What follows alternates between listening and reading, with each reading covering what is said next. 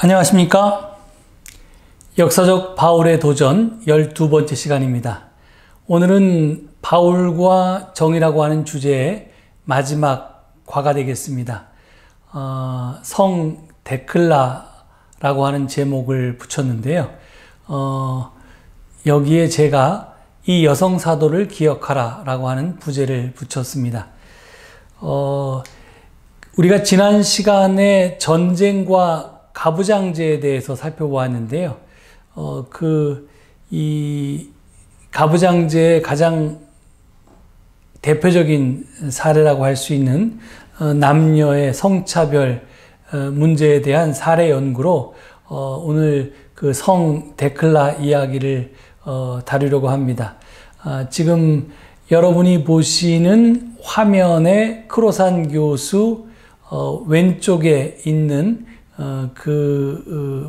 분이 데클라인데요.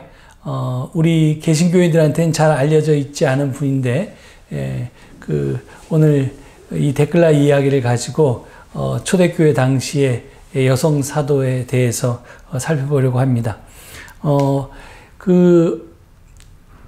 크로사는 우리에게 이런 질문을 하는데요. What did a woman then think about Paul? 이게 뭐냐면, 그러니까 지금이 아니라 그 당시에 여성들이 바울에 대해서 어떻게 생각했는가 하는 것에 대해서 좀 연구해 볼 필요가 있다. 지금 21세기를 사는 우리 크리스찬의 입장에서 또는 난 크리스찬의 입장에서 바울에 대해서 평가하기보다는 바울 당시의 여성들이 바울에 대해서 어떻게 생각했는가를 좀 살펴볼 필요가 있는데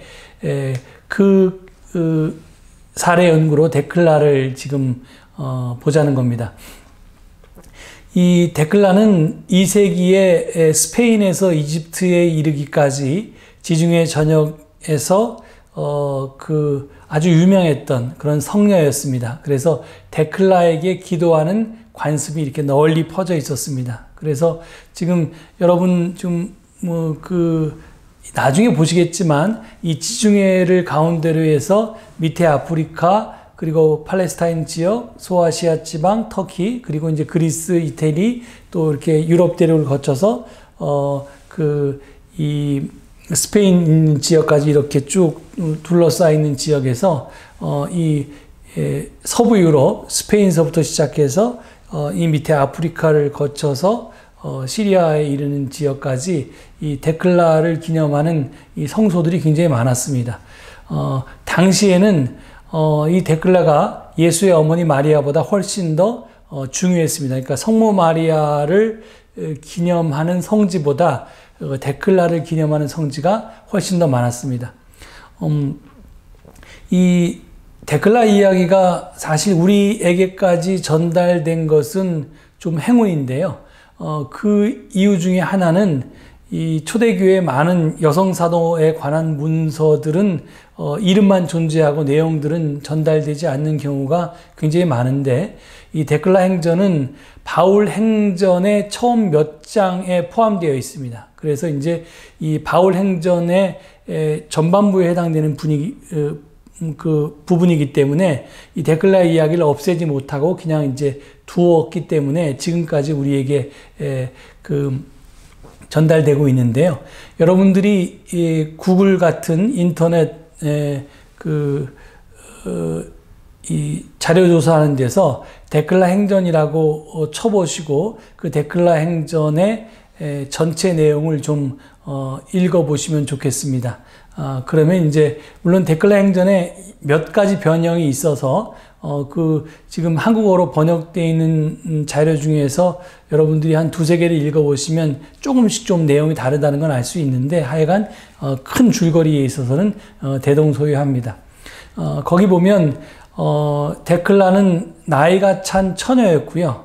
즉 결혼할 준비가 되어 있는 그러나 아직 결혼하지 않은 젊은 여성으로 묘사되어 있습니다. 그러니까 당시의 사회 관습에 따르면 이 여자아이가 초경을 해서 이제 임신을 할 가임기 여성으로 바뀌게 되면 이제 이 결혼 정년기가 되는데요. 그렇게 되면 바로 우리로 얘기하면 한국의 뭐 춘향의 나이 정도 되는 한 16, 이팔청춘이라고 하는 그 정도 나이가 되는데, 그 서양에서는 이제 만 한 13세 정도입니다. 그래서 이 첫 월경을 한 이후에 결혼 가능한 젊은 여성이었습니다. 그래서 이제 이 처녀였기 때문에 머리에 베일을 쓰지 않았고요. 그리고 이따 모양을 보면 아시겠지만 이 데클라에 대한 이 지금 조각상인데요. 지금 저런 모양으로 이렇게 묘사되어 있습니다. 곱슬머리에 그리고 그 베일을 쓰지 않은, 그리고 좀 약간 마른 체형의 이제 젊은 그 소녀와 처녀의 중간 정도 되는 그런 이제 그런 모습으로 지금 조각되어 있습니다.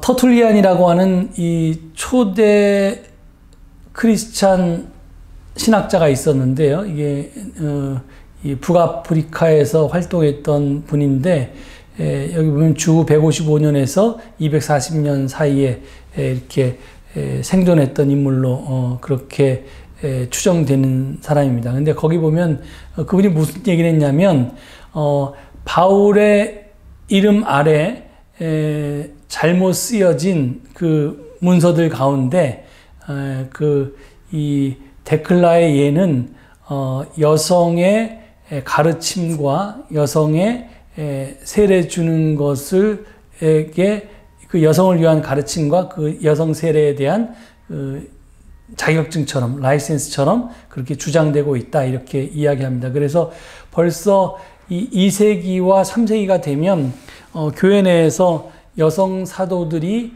남성 사도들에 의해서 이렇게 배척이 되고 여성 사도들이 역사의 뒤로 사라지는데요. 이제 벌써 터툴리안이 그런 이야기를 한 것을 지금 반영하고 있다고 보시면 됩니다. 그런데 여기에 대해서 이제 그 데클라를 연구한 지금 책이 한 권 있는데요. 여기 보면 이제 이 성 데클라 숭배라고 하는 제목이 되어 있는 이 옥스퍼드 대학교의 초대 기독교 연구소에 소속되어 있는 스티븐 데이비스 교수가 2001년에 펴낸 책인데요. 그 책에 이제 부제로 고대 후기 사회에서의 여성들의 신신 전통이라고 하는 부제가 붙어 있습니다. 이 책의 중요한 내용 중에 하나는 데클라는 결코 한 여성, 즉 그녀 자신만이 아니었고요. 데클라를 초대 고대 사회, 초대 교회에서 데클라를 숭배했다는 것은 데클라는 다른 여성들을 위한 어떤 규범적인 모범이었다. 그래서 여성 사도의 그 롤모델이었고요. 그것은 단순하게 여성 사도의 롤모델일 뿐만 아니라 결국은 당시를 지배했던 가부장제를 전복하는 그런 롤모델이기도 했다. 이렇게 지금 평가받고 있는 그런 여성 사도입니다.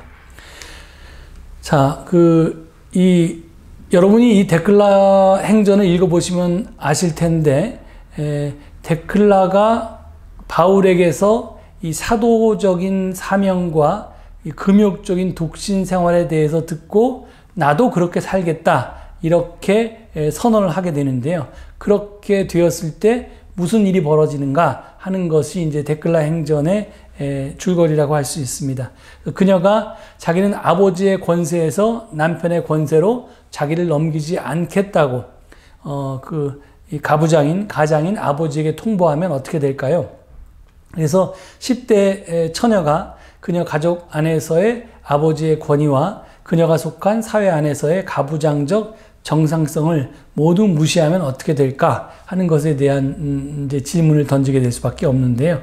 이것은 단순히 가족 내 다툼이나 가정 내 불화가 아니고요. 사회적인 전복이었습니다. 그래서 13세 소녀의 반란으로 당시의 가부장제가 어떻게 뒤집혔는지에 대한 이야기가 데클라 행전에 소개되어 있습니다. 자, 이 데클라 행전의 내용을 읽어보시면 알겠지만, 데클라가 우연한 기회에 옆집에 방문했던 바울의 설교를 창문을 통해서 듣고 이제 당시는 이제 우리 이 유교에서 삼종 지도라고 있죠. 여성의 삼종 지도라고 해서 여자는 어렸을 때는 아버지의 말씀을 따르고 결혼해서는 남편의 말씀을 따르고 그 다음에 이제 나이가 들어서는 자식을 따라야 된다. 이게 이제 그 고전적인 가르침인데 그거 비슷하게 그 당시의 가부장 사회에서는 결혼하기 전에 여성은 이 가장인 또는 가부장인 아버지의 그 의견에 다 따라서 생활을 해야 되고요. 그 다음에 결혼을 하면 그 권한이 이제 새로운 가장인 남편에게 넘어갑니다. 그래서 지금 그 아버지의 그 권세로부터 나는 이렇게 지배받지 않겠다라고 지금 데클라는 선언을 한 거고요.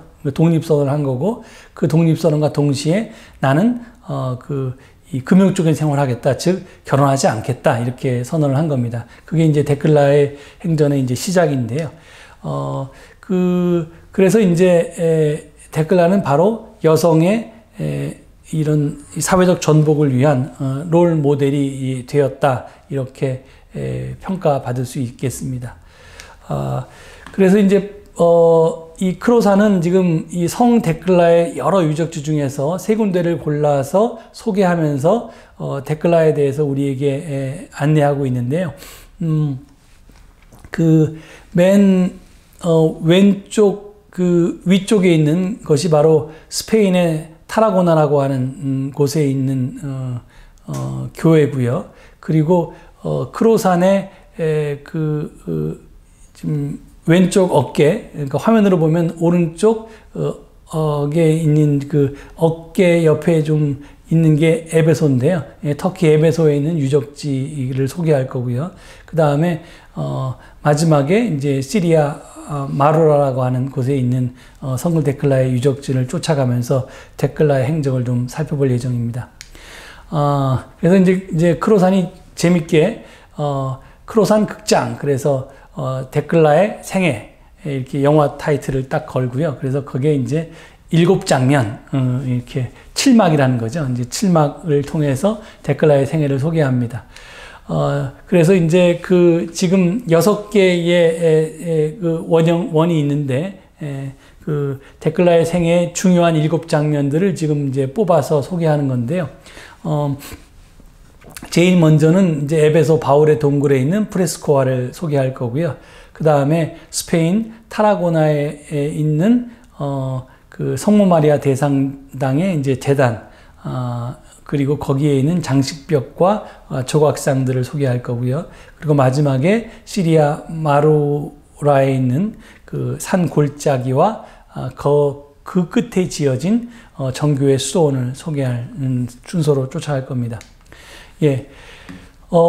에베소에 가보면 그 에베소 우리가 성지순례 갈 때 많이 찾는 그 에베소의 유적지에서 조금 떨어진 곳에 5세기경에 지어진 바울의 동굴이 있습니다.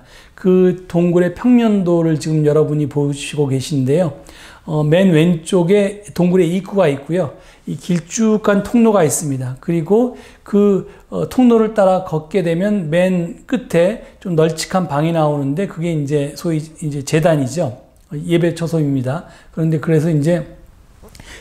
그 이 연결 통로의 오른쪽 벽면에 프레스코 벽화가 그려져 있다는 겁니다. 그 벽화를 지금 볼 텐데요. 그 벽화가 지금 이렇게 지금 입구에서 지금 이제 저 끝에 있는 방을 향해 가는데 오른쪽에 이렇게 그 벽화가 있는데 지금 많이 지금 떨어져 나가고 일부만이 남아 있습니다. 이 그림을 보면 지금 여기 세 사람이 등장합니다. 맨 왼쪽에 이렇게 다락방 같은 데서 창문으로 지금 내다보고 있는 소녀가 있는데 그게 데클라고요. 그 다음에 그 옆에 오른쪽 옆에 있는 게 사도 바울이고요. 그 다음에 그 옆에 있는 여성이 데오클리아입니다. 이 데오클리아는 데클라의 어머니인데요. 어떤 어떤 데클라 행전에 따르면 이 어머니는 계속해서 데클라를 반대했던 그런 이제 가부장제에 순종하는 그런 여성으로 그려지는데 지금 이 그림에서는 그렇게 표현되어 있지 않습니다. 그걸 어떻게 아냐 하면 지금 그 사도 바울과 데오클리아 옆에 글자가 써져 있는데 그게 이제 이 그림의 주인공이 누군지를 소개하는 글이고요. 그리고 지금 데오클리아는 결혼한 여성이기 때문에 베일을 쓰고 있고 데클라는 결혼하지 않은 처녀이기 때문에 베일을 쓰고 있지 않습니다.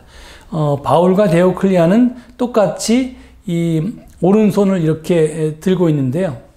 지금 이런 제스처죠. 두 개의 손가락을 펴고 세 개의 손가락을 접는데 이런 자세는 그러니까 복음을 가르치는 자세입니다. 그러니까 바울은 지금 왼손으로 성경을 펼치고 있고요.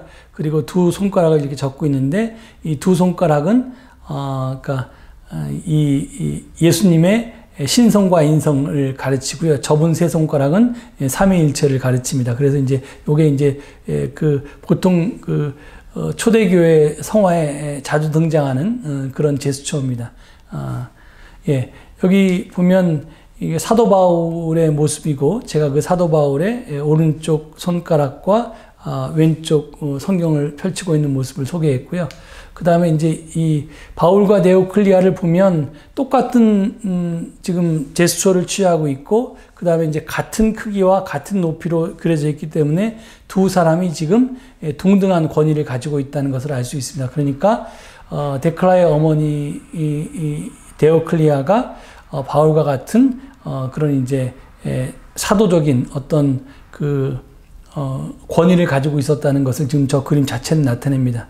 그런데 지금 한 가지 눈여겨볼 것은 바울은 뭐 거의 정상적으로 그림이 훼손되지 않았는데 데오클리아의 두 손가락은 지금 이렇게 불로 지져져 있고요. 그리고 두 눈은 이렇게 파여져 있습니다. 그래서 훼손됐는데요. 지금 그것은 왜 바울은 그대로 있고 여성 사도였던 데오클리아는 그렇게 파괴되어 있냐 하면 이것이 그냥 성상 파괴 운동의 결과가 아니라 사실은 여성 사도를 반대했던 이제 후대의 기독교 전통에 의해서 훼손된 것이라고 그렇게 생각하시면 되겠습니다. 그리고 그래서 이제 급진적 바울에서 반동적 바울로 이렇게 변한 어떤 그 구체적인 실증적인 증거다 이렇게 크로산 교수는 얘기하는데요. 그래서 이제 이 프레스코아가 훼손된 모습이 급진적인 바울에서 보수적 반동적인 바울로 이렇게 기독교가 전환됐다는 것을 우리에게 보여주는 원형이라고 이렇게 소개합니다. 아까 얘기한 데클라인데요. 창밖을 내려다보고 있는 처녀 데클라의 모습이 있습니다. 그래서 이 그림을 지금 보면 다시 처음으로 돌아가서 이게 이제 데클라 행전을 읽어보시면 바울이 오네시포루스의 집을 방문해서 설교할 때 그 바울의 설교를 경청하고 있는 데클라의 모습을 형상화한 것이라고 보시면 되겠습니다. 그리고 이제 그 다음 장면이 그 스페인 타라고나로 넘어가는데요. 스페인 지도를 보면 바르셀로나로부터 약 남서쪽으로 조금 떨어진 곳에 타라고나라고 하는 도시가 있고 거기에 이 타라고나 대성당이 이렇게 있습니다. 이 대성당은 보통 이게 커다란 규모의 성당은 이렇게 베드로 대성당도 그렇고 옆으로 길쭉하기만 한 게 아니라 옆으로 이렇게 뭐가 튀어나와 있는데요. 그 튀어나와 있는 것마다 하나하나의 예배처입니다. 그래서 이 타라고나 대성당의 하나의 예배당이 바로 이건 지금 대성당 입구고요. 이 대성당 중에서 한 곳이 이 성모 마리아 예배당이라고 불리는 곳인데요. 그곳에 이제 제단부가 형성화되어 있는 부분입니다. 여러분 잘 보이실지 모르겠는데 이곳이 성모 마리아 예배당이기 때문에 정 가운데 지금 성모 마리아가 아기 예수를 이렇게 안고 있는 모습이 있고요. 그리고 이 오른쪽에 화면의 오른쪽에 있는 게 이제 그 사도 바울이고요. 왼쪽에 이렇게 서 있는 게 바로 데클라입니다. 이 도시가 도시의 수도 성인이 데클라기 때문에 지금 이게 데클라가 지금 여기 모셔져 있는 겁니다. 그리고 지금 이 그림의 성모 마리아 밑에 지금 여러 개의 그러니까 이 조각상들이 쭉 있는데요. 그리고 그 밑에 지금 희미하게 잘 안 보이는데 우리의 성찬상 같은 지금 상이 앞에 따로 놓여 있고 거기도 조각이 되어 있습니다. 지금 이제 아까 성모 마리아 서 있는데 밑에 있는 제단 병풍 하단에 여러 조각상 중에 일부를 여러분이 지금 보고 계신 거고요. 이 모든 것이 다 데클라와 연결되어 있는 그런 이제 이야기들을 형성한 겁니다. 그리고 이 설화석고 제단, 이 설화라는 게 이제 눈꽃처럼 하얗다 그래서 석고 중에서 이렇게 하얀 석고를 이제 설화석고라고 한다는데요. 거기에 새겨진 지금 여기도 전체가 9개의 에피소드가 지금 조각되어 있는데요. 그런 모습들이 지금 있는데 그 제단의 모습들 지금 보고 계십니다. 그 중에 이제 일부 제단 우측 하단을 확대한 그런 사진이고요. 자, 여기서 이 그림 중에서 이제 하나를 먼저 설명하는데요. 아까 오네시포루스의 집을 방문했는데 바울이 안디오키아에서 이코니움에 가서 그 오네시포루스의 집을 방문해서 지금 이제 가르치는데 지금 그때 처녀들은 집 밖에 나다닐 수가 없어서 데클라는 자기 집에서 바울의 가르침을 들은 걸로 되어 있는데 지금 요 그림은 살짝 변형돼서 지금 가운데 있는 게 사도 바울인데 사도 바울이 오른손을 아래를 향하고 또 왼손은 성경을 펼쳐서 지금 말씀을 가르치고 있습니다. 그리고 사도 바울 뒤에는 이렇게 후광이 비치고 있죠. 그리고 여러분 자세히 보시겠지만 여러 청중들이 있는데 그 중에서 후광이 비치고 있는 건 지금 사도 바울의 오른쪽에 있는 데클라밖에 없습니다. 그래서 지금 데클라의 사진을 확대해 놓은 건데요. 거기 보면 데클라가 아주 바울에 바싹 붙어서 바울의 말씀을 경청하고 있고요. 그리고 그 뒤에 있는 사람이 데클라를 이렇게 자기 쪽으로 끌어내고 있는데 이게 타미리스라고 하는 데클라의 약혼자라고 추정이 됩니다. 그래서 이제 바울에게 다가가는 걸 이렇게 방해하는 그런 모습이라고 상상하시면 되겠습니다. 자, 이렇게 열심히 바울의 가르침을 들었는데요. 이렇게 바울의 가르침을 듣고 이 데클라가 이제 아까 말씀드린 것처럼 나는 그 약혼자가 있지만 아버지가 정해준 약혼자와 결혼하지 않고 나는 독신으로 살겠다. 아버지의 명령에 복종하지 않겠다. 이렇게 이제 소위 이 가부장의 권위에 대해서 도전하는 그런 선언을 하게 됩니다. 이것은 단지 가족적인 불순종이 아니라 사회적 전복이라는 것을 기억해야 합니다. 그러니까 10대 여성들이 결혼보다는 독신을 통해서 자유를 택함으로써 가부장적인 정상성에 도전했을 때 어떤 일이 벌어지는가? 그건 당연히 죽음이었습니다. 그러니까 이제 그래서 이 데클라 행전에서도 데클라는 곧 위험에 빠집니다. 그래서 그런데 이제 데클라가 이제 이 이야기 속에서는 매주 누군가가 그녀와 결혼하길 원합니다. 처음에는 이제 이 타미리스가 이제 그 결혼을 원래 이게 약혼자였기 때문에 이제 결혼하려고 매달렸고요. 그 다음에 이제 데클라가 나중에 이제 다른 도시로 이제 옮겨가는데 그 도시로 옮겨가서는 이 알렉산더라고 하는 사람이 또 데클라한테 반해서 결혼해 달라고 이렇게 이야기합니다. 그러들을 이제 데클라는 거부하는데요. 그 청혼을 거부하는데 그리고 또는 무시하는데 그렇게 되면 결국에는 데클라가 끌려간 것이 소위 원형 경기장이었습니다. 그래서 처음에는 화형에 처해지기도 하고 나중에는 이 동물의 먹이로 던져지기도 하고 그렇게 됩니다. 하지만 항상 이제 신성한 개입에 의해서 데클라는 구원을 받습니다. 죽임을 당하지 않고 이제 살아나게 되는 거죠. 그래서 이제 이 장면 3이 이제 화형에 처해진 데클라인데요. 이게 이 이야기는 이제 처음에 이코니움에서 이 데클라가 바울의 설교를 듣고 이제 바울에게 매료돼서 창밖에서 떨어지지 않자 그 어머니가 이제 그 약혼자에게 와서 타미리스에게 가서 데클라를 좀 설득해 보라고 하는데 그 설득이 실패하죠. 그러다가 이제 이 타미리스가 그 바울의 반대자를 만나게 되고 그래서 바울을 이제 고발하게 되는데 그 고발에서 옥에 갇혀 있는 바울을 데클라가 찾아간 일 때문에 이제 그의 어머니가 데클라를 화형에 처하자고 그래가지고 아버지의 명령에 거역하는 불효막심하고 이 사회를 반동적인 이 딸내미를 이제 화형에 처하라고 그래서 이제 화형에 처하는 그런 장면입니다. 근데 이제 저렇게 장작을 쌓아놓고 불을 질렀는데 하늘에서 막 우박과 비가 쏟아지고 땅에서 갈라지면서 막 물이 솟아나서 결국은 이제 그 불을 모두 끄는 이야기를 묘사한 그런 장면입니다. 그리고 이제 아까 말씀드렸던 것처럼 이 데클라가 다른 안디옥으로 이제 옮겨가는데요. 바울하고 같이 그 이노키움에서. 그래서 이제 거기에서 알렉산더가 계속 청원을 하는데 그걸 거절하자 거기도 이제 고발당해서 결국 이제 야수에게 던져지는데요.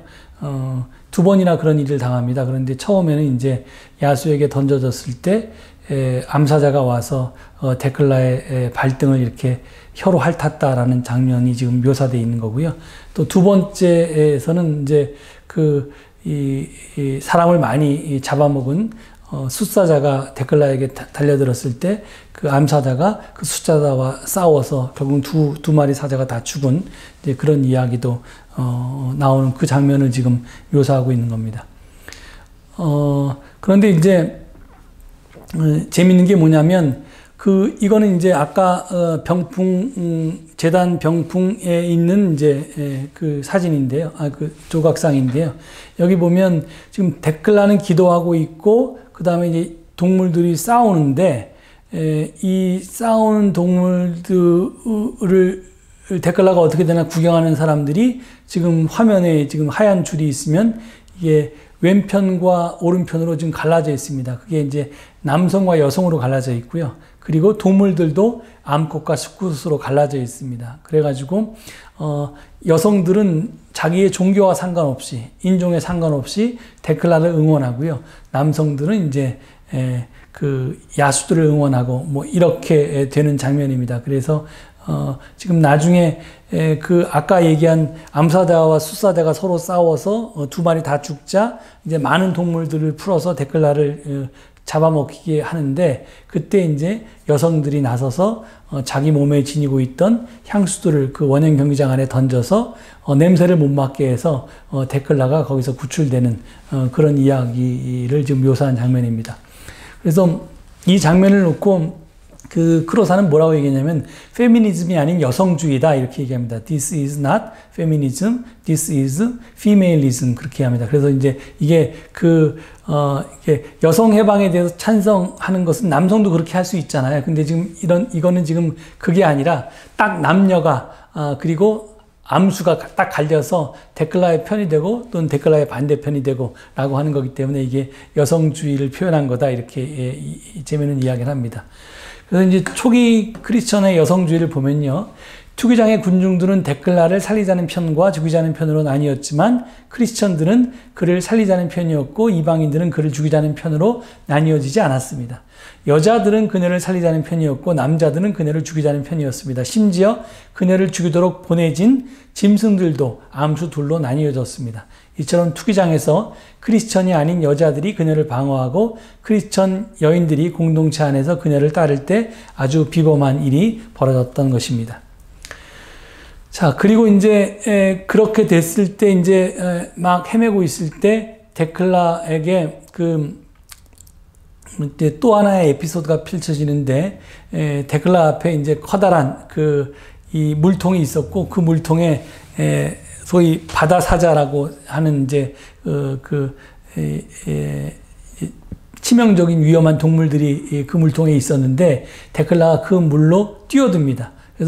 그래서 이제 사람들이 거기에 뛰어들 때 데클라가 다 이제 먹이가 될 거라고 생각했는데 데클라는 그걸 세례라고 생각합니다. 그래서 바울이 너는 아직 준비가 덜 됐어 이렇게 얘기하면서 데클라에게 세례 베풀기를 거절했기 때문에 그 데클라는 치명적인 바다 생물들로 가득한 물속에 자기 자신을 던져서 스스로 세례를 줍니다. 그래서 그녀는 스스로에게 세례를 베풀었고 하나님께서는 그 위험한 바다 생물들을 번개를 일으키고 천둥을 치게 해서 다 죽입니다. 그래가지고 그녀의 세례를 승인한 것으로 그렇게 데클라 행전을 묘사하고 있습니다. 그러자 이제 또 아까 데클라를 계속 죽이려고 한 그 알렉산더가 황소를 데려와서 데클라를 그 황소에 묻고 그 다음에 이제 소위 능지처참이라고 하죠. 이제 사지를 찢어서 이제 데클라를 죽이려고 하는데 데클라 주위에 있던 불이 이 노끈을 태워서 그 기도를 이제 실패하게 만듭니다. 그 장면을 묘사한 그런 이제 조각상이 되겠습니다. 그리고 이제 이제 장면이 넘어가는데요. 시리아의 마루라로 넘어갑니다. 그렇게 해서 이제 그 안디옥을 벗어난 데클라가 피신한 곳이 시리아의 마루라라는 곳입니다. 여기 보면 이제 그 예수님 당시에 사용하던 아람어를 아직도 사용하는 마을이 지금도 현존하는데요. 다마스커스 북쪽에 있는 마을입니다. 거기서 그 데클라가 아주 오랫동안 수도 생활을 하면서 머무는데요. 그래서 90세가 될 때까지 그곳에 살았다는 전설이 있습니다. 그런데 데클라가 이제 수도 생활을 하면서 많은 그 기적들을 행하는데 특별히 병자들이 가면 데클라가 머물고 있는 동굴 가까이에 가면 데클라가 치료를 해준 것도 아닌데 동굴 가까이에 갔다는 사실 하나만으로 이제 치유가 됩니다. 그랬더니 이제 그 환자를 고쳐서 먹고 살았던 의사들이 데클라를 시기하게 되고요. 그래서 소위 이 데클라를 다이아나 그 여신의 그 분신이라고 보고 그 데클라의 순교를 뺐으면 이제 그 영역이 없어질 거라고 생각해서 그 건달을 보내서 데클라를 겁탈하도록 그렇게 계획합니다. 그런데 이제 데클라가 그것을 물리치고 도망을 가는데 이제 막다른 골목에 이렇게 바위에 다다르니까 그러니까 바위가 열려서 데클라가 기도하니까 바위가 갈라져서 그 좁은 틈 사이로 데클라가 지나갔고요. 그리고 데클라가 지나가자 다시 이 산이 닫혀서 이 두 강강 기도범이 결국 이제 넋을 잃어버렸다 하는 이야기가 전설로 전해집니다. 그 장면을 지금 묘사한 그 그림이고요. 실제로 지금 지역에 가보면 저렇게 좁다란 사람 하나 겨우 걸을 수 있는 그 좁은 바위 골짜기가 한 30분 정도 펼쳐지고요. 그 반대편으로 나오면 그 끝에 정교의 수도원이 지금 그 자리 잡고 있습니다. 그래서 여기 보면 성 데클라 수도원이라고 하는 수도원이 이런 식으로 지금 자리 잡고 있습니다. 시리아에 있다는 거고요. 그래서 이제 이 데클라가 이제 두 가지 사실을 우리에게 보여주고 있는데요. 데클라의 경우 다음에 두 가지를 입증하고 있습니다. 첫째는 바울의 급진성입니다. 데클라는 바울보다 더 급진적이었죠. 그래서 이제 지금 바울이 이 여성에 대해서 그 가부장제를 무시하고 거부하고 여성의 평등성을 주장했는데 그것에 대한 어떤 롤 모델로 지금 데클라가 지금 등장하고 있는 거고요. 둘째는 디모데를 보면 여성에게 침묵하라고 그렇게 돼 있잖아요. 여성들은 교회에서 잠잠하라 이렇게 돼 있는데 제가 지난 시간에 말씀드렸던 것처럼 로마의 원로원에 그런 법이 없었던 이유는 여성들은 원로원이 될 수 없기 때문에 원로원 회원이 그런 법을 만들 필요가 없었다는 거죠. 그런데 이미 초대교회에서는 고린도 교회처럼 여성들의 지도력과 발언권이 교회에서 상당히 있었고 그것에 대한 반향으로서 반대로서 디모데가 여성들은 교회에서 잠잠하라고 침묵하라고 그렇게 했던 겁니다. 그런데 당시 여성들은 데클라가 그랬듯이 결코 침묵하지 않았다는 겁니다. 그래서 데클라는 지금 바울이 얼마나 급진적인 인물이었나라고 하는 것을 지금 대변해주고 있고 또 당시의 교회에서 여성들이 잠잠하지 않았다는 것도 또 증명해주고 있습니다. 자, 그래서 데클라의 반향은 그 데클라의 이야기는 당시의 젊은 여자들은 아버지의 통제를 받다가 결혼을 해서 남편의 통제를 받게 되지만 자신들의 목소리는 거의 낼 수 없다는 그 로마의 가부장적인 생각을 가진 사람들을 깜짝 놀라게 만들었을 것입니다. 그리고 또한 교회 모임에서 여자들은 침묵할 것을 명령했던 디모데 전서의 저자도 깜짝 놀라게 만들었을 것입니다.